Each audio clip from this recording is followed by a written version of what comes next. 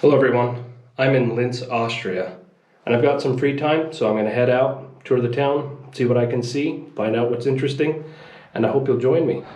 So this charming street in Linz, Austria is called the Hofgasse, and Gasse in German is different from a Straße because, as you can see, it's a lot smaller.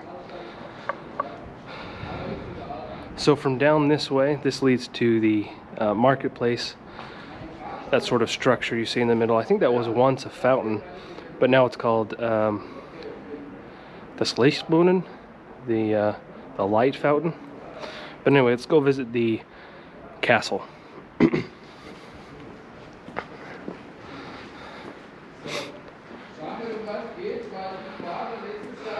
So in Austria, when you see a flag and a plaque right like on this building here, it means the building has some significance to history, and usually there'll be an accompanying plaque like this one. This one says Christian Doppler besuchte im Schuljahr 1820-21 in diesem Gebäude die 4. Klasse der deutschen Normalschule, der von ihm 1842 entdeckte und nach ihm benannte Doppler-Effekt. So Christian Doppler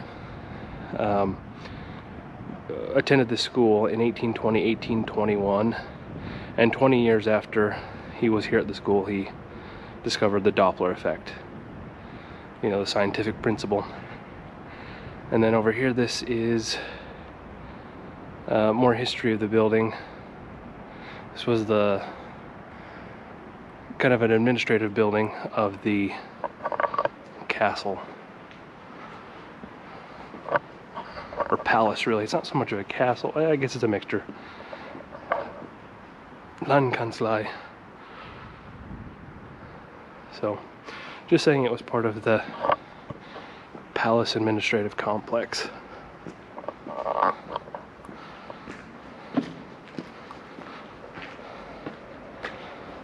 So a trip up the Hofgasse rewards you with this great look of the beautiful blue Danube River.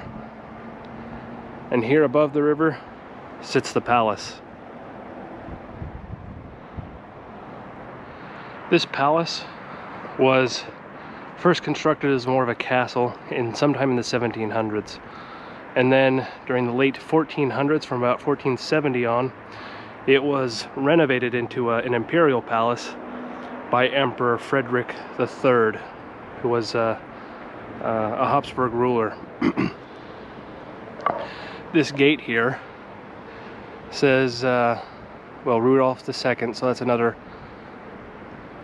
Habsburg emperor, in 1673. So this palace, I'm sure, was renovated later on. This is not what it would look like in the 1400s when the Habsburg ruler lived here, and because the Habsburg ruler lived here, this would have been the capital of the Austrian Empire. But here we are walking into the inner courtyard.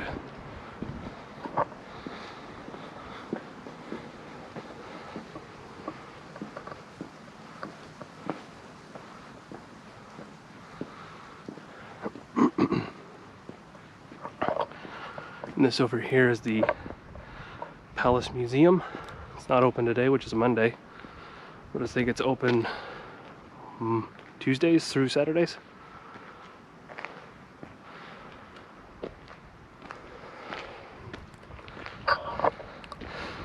You can imagine what activities must have gone on here 500 plus years ago. Horses and people and cooks, deliveries from food, things like that. And the entrance of the museum. But over here we get another great look of the city. It looks like a nice iron model. Let's see here. Linz vor dem Brand von 1800. 1400. So, if you were visiting Linz before the year of 1800, when I guess there was a big fire through here, this is what you would have seen. So this is the castle, or palace, and we are standing about right there.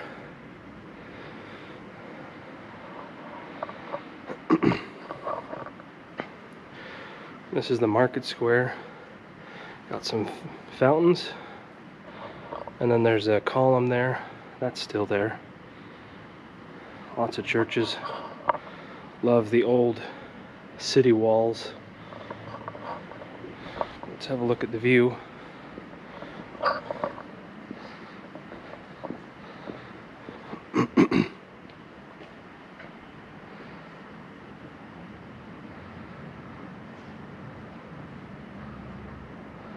Just a lovely view. You can see right down here there's the remains of, I think it was one of those turrets that was there. You can see these churches are at least older than 1800 based on that iron map, which is no shock. But the big church over there, the dome, I don't think that appears on the map. Nope. Let's see. So, yeah, that church was constructed sometime in the 19th century because it's not on this map. It would have been right about here, or it is right about here on the map.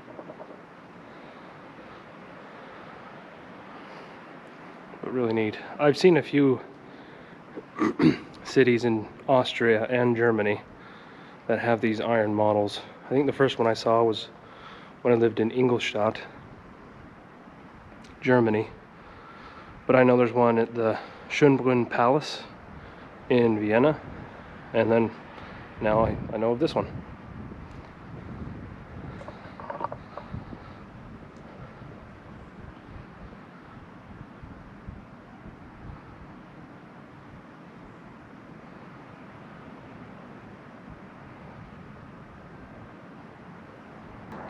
So this is on the other side of the palace, facing the river.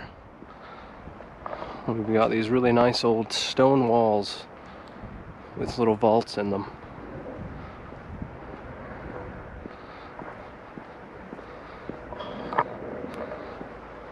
Battlements, I guess you might call them.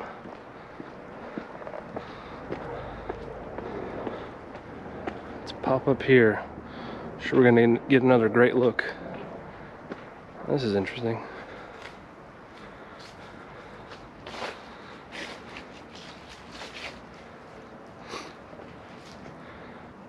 Clearly there was, I mean, a lot more here than what there is now. Really be curious to see what this would have looked like way back when.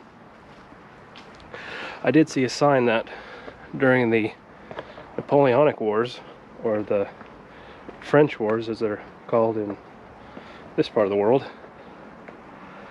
the palace here was used as an infirmary.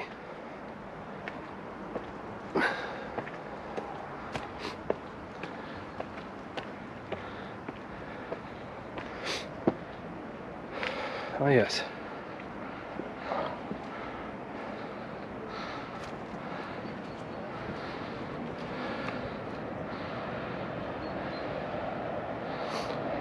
Really wouldn't get this view in the summer with the trees and the leaves. Looks like there's a nice walking path.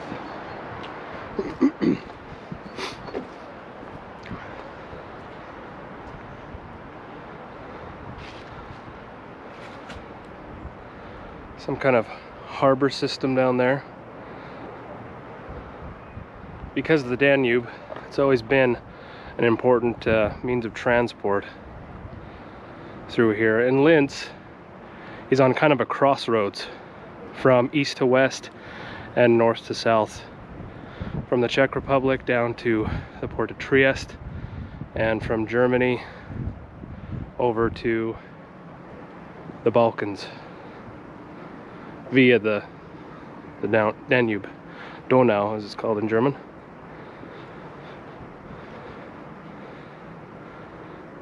little park area. That is one heck of a tower.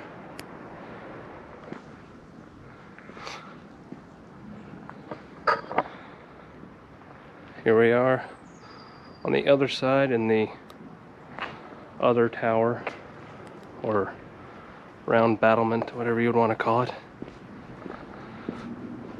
But look at this, these big hinges there that would have held heavy, heavy doors.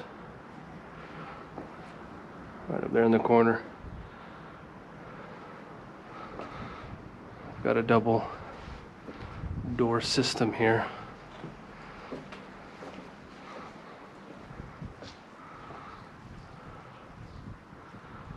So this one's called Friedrichstor mit Wappenstein, so Frederick's Gate with a crest.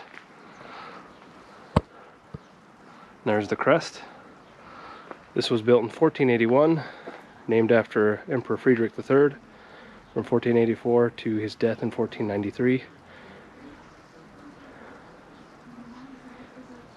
So he was also the emperor who came up with the AEIOU for the imperial sort of motto for the Habsburgs.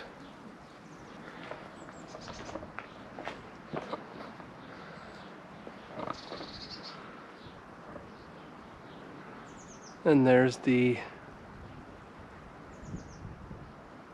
coat of arms, Wappen symbol.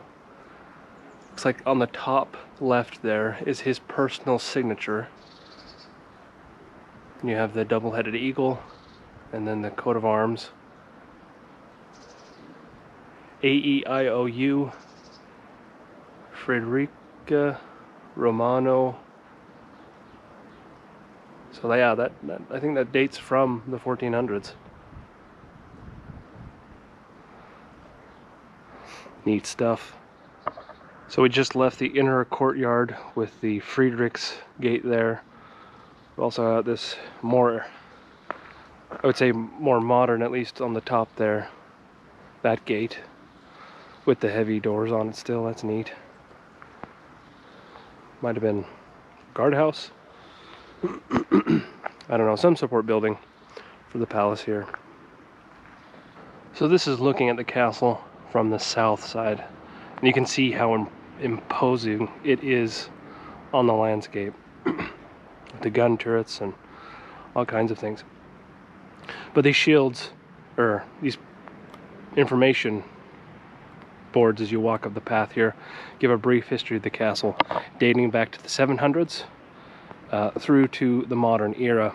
So for a while in the 1300s, this castle belonged to the Babenbergs, the Bavarian dukes. Then it passed to the Habsburgs, and it was, redone by Frederick III. And more recently, it was planned to be knocked through by Hitler and turned into a retirement home, as Hitler spent his youth here in Linz. After the war, it was used as a refugee camp for a while too. And here, as in many places in Europe, we have a World War I monument.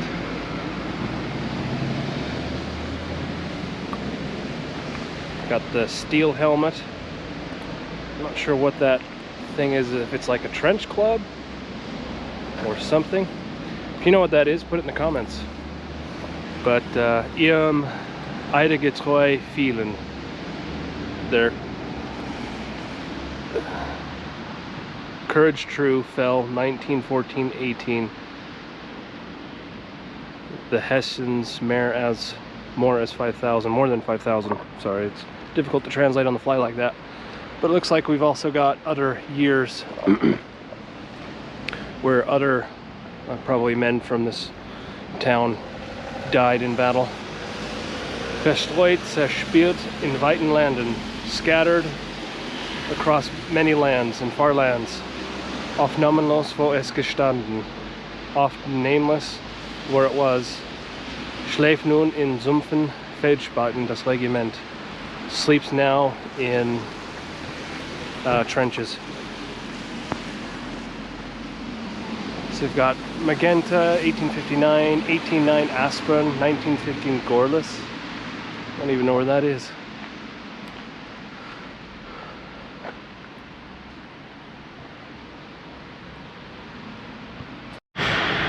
So in here we've got this old TV, these antique electronics here in this window. It's a repair shop.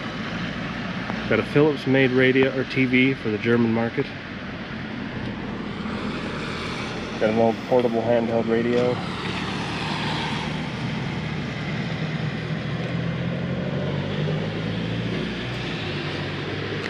Old records. And this Largo radio. Looks like it might be a shortwave radio, because on the dial there are cities like Bratislava, Milan, Salzburg, which isn't too far from here, Salzburg. We've got Köln, Cologne, Lyon. So that's neat.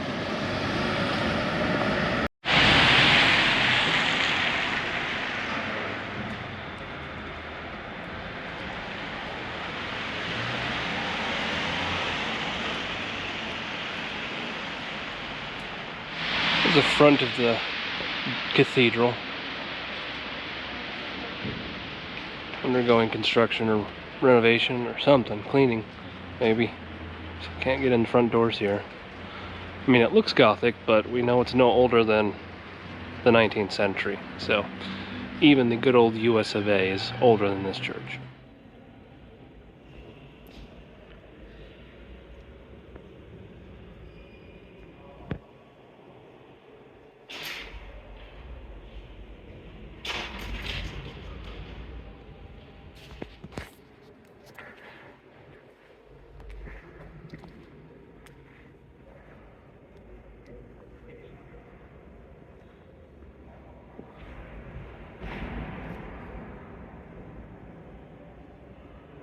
Really lovely and highly detailed stained glass windows. They go all the way down.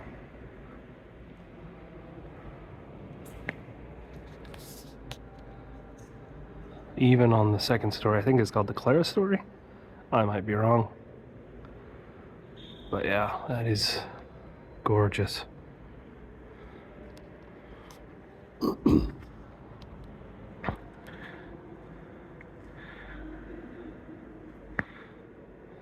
And this church feels fresh somehow. It does not feel all that old. But I imagine that this is what people living back in the medieval period who attended Gothic churches would have experienced. You know, their churches weren't centuries old. Their churches were new. So in a sense, you can get an idea of what medieval church attendance was like through these newer 19th century churches.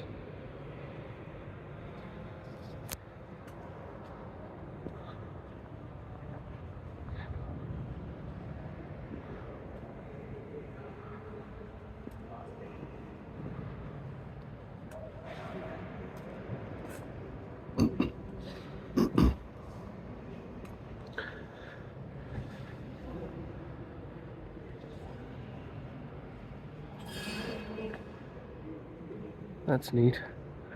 Some sort of inner structure there. I haven't seen that too many times in European cathedrals. Wow.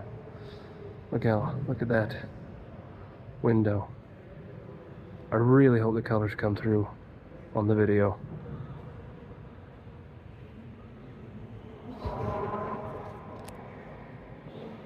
They are just impressive. There in the dark is the organ.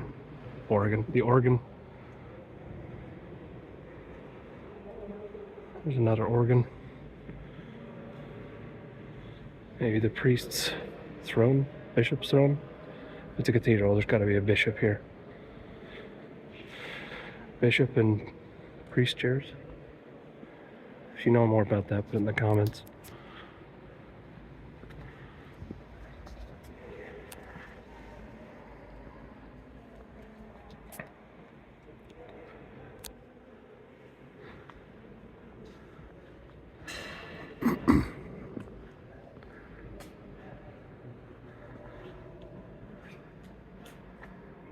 Can't go down there. This one says Gottesdienst in der geheizten Krypta. Service in the heated crypt. Oh, it's too dark, but there's a nice spiral staircase that goes up behind there. Down into the crypt.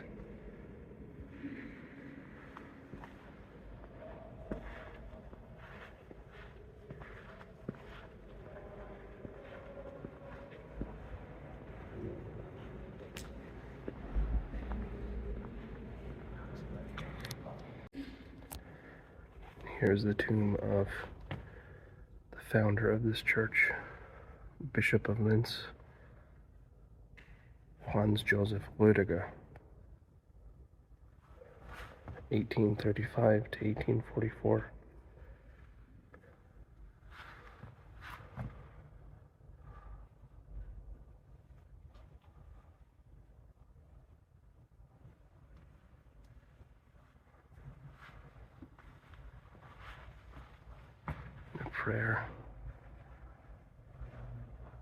Prayer over Bishop Rödiger. Heilungssprechung Bischof Rödigers.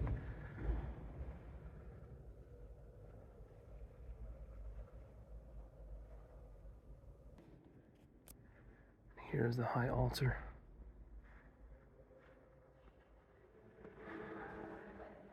Still have a Christmas tree up. In Catholicism, yeah, I think the Christmas season technically goes through the beginning of February. Back in hundreds of years ago, we sing about the 12 days of Christmas. Christmas started on the 24th and ran through the 6th of January.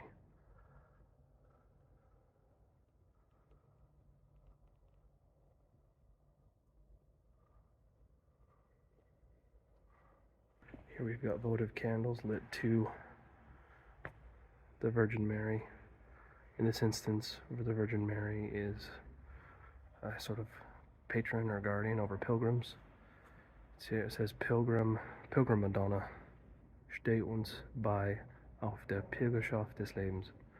So stand by us on our pilgrimage of life. And this is a unique thing in churches that I've been to, a photo opportunity. It's a Darstellerin, the representatives make female visible, Marien Dom Linz.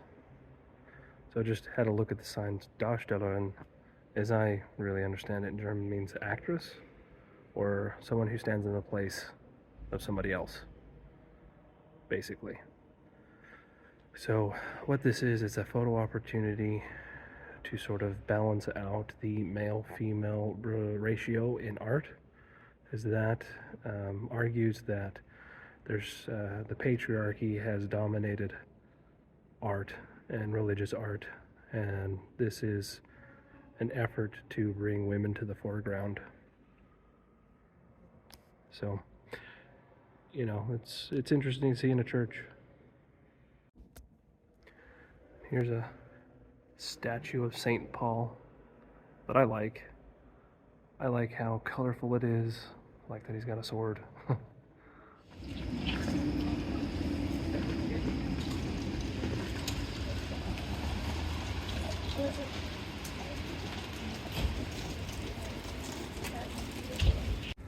So another thing that will kind of surprise Americans here is there's pizza with corn on it.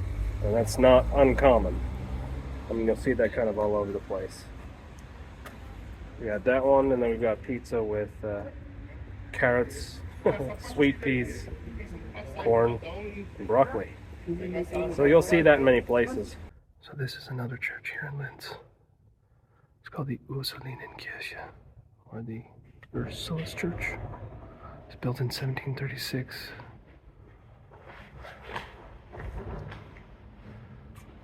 And you can tell it's from that period because of the way that it is, meaning that it is in heavy baroque style. These smaller chapels.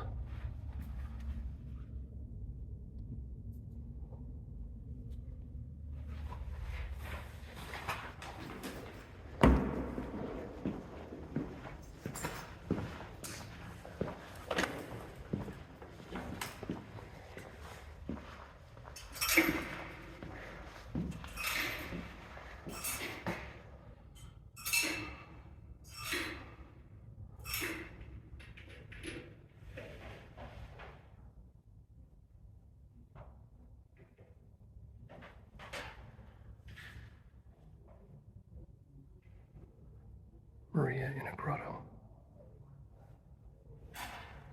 So I'm here in the old sort of market square here in Linz. And back in the medieval period, this place was home to 2 markets a year. One market ran for 4 weeks, and the other market ran for 2 weeks. And those markets helped to make Linz an important city. Also, its geographic location contributed to that, because you had the Danube River to help transport. And so if you remember looking on that metal map here, looking in the square, there were 2 fountains. So there's the one. This is kind of the main street, as we would understand it, running through here. Then we have this column. And then, let's see if on the other side they still have a fountain.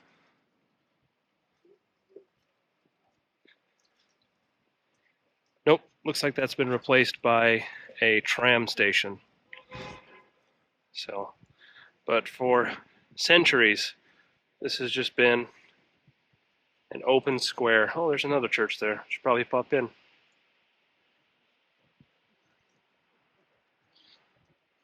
Started to rain earlier. Now it's turned into snow. Folks are heading home. In this part of the world, it gets dark pretty early.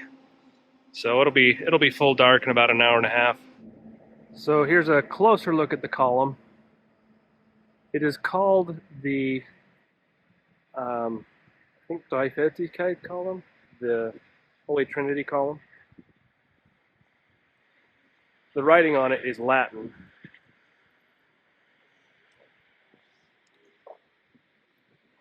But also built in the 1700s. Because of the way that it is, the way that it looks. This side, I think, is the most interesting side here. I don't really read a lot of Latin, but I can make out that it is a monument to the victims of the plague. So, MDCCXXIII, so that would be 1773? I don't know if you know. Put it in the comments. But a plague memorial. I guess that's what I'm saying. You don't see that every day. Certainly not in the US.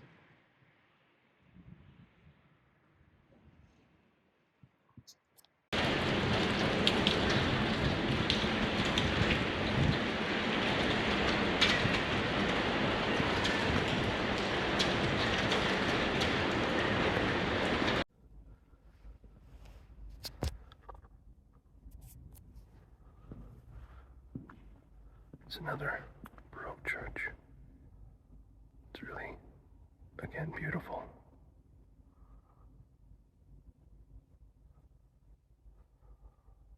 All these lovely little chapels.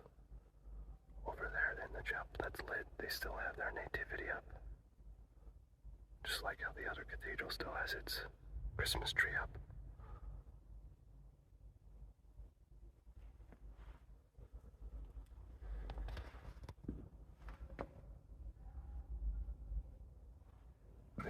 Baptism. This is the basin for holy water.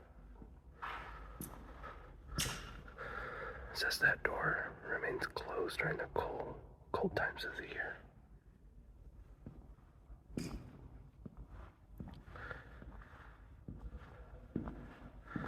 This is interesting. I wonder if it's a confessional. Because here on the door, it says Beichte in der Marienkapelle, so confessions in the Maria Chapel.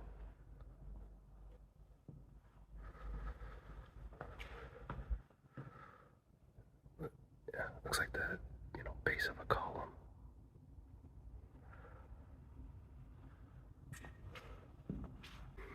This is the door to the Maria Chapel. So it says confessions Beichte. Only go in when the door is open. And up here above the door it says Geh in das Haus deiner Mutter. Go in the house of your mother.